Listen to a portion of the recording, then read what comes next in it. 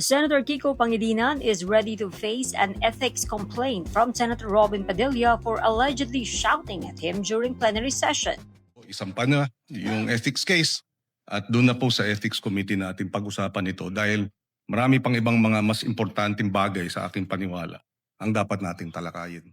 So, ang ibig pong sabihin ba niya na hindi kayang mahumingi ng paumanhin ng isang veteran senator? Para sa kanyang pagtaas ng boses? Yun po ba? Pangilinan said this will be the first ethics case ever to be filed just because of a raised voice during plenary session.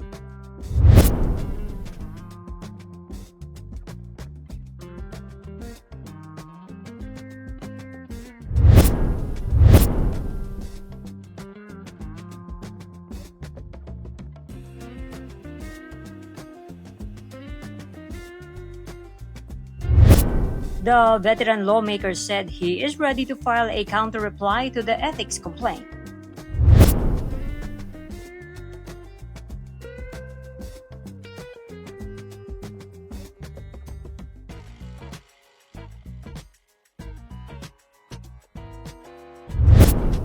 Pangilinan reminded Padilla not to be too onion-skinned during heated plenary debates.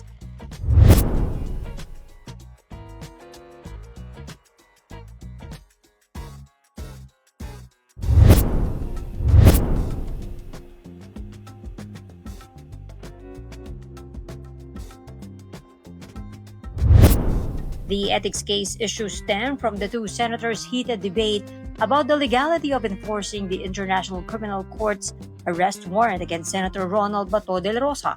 Pangulo, pililapas yung warrant of arrest kagabi lang, tapos na tayo dito. I Yes, that's why this... Na sinabi po na yung warrant of arrest ay tunay.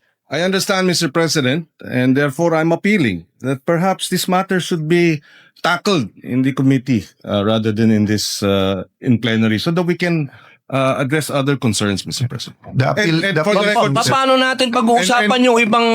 And for the record, Mr. President, I still have the floor. And for the record, Mr. President, we vote.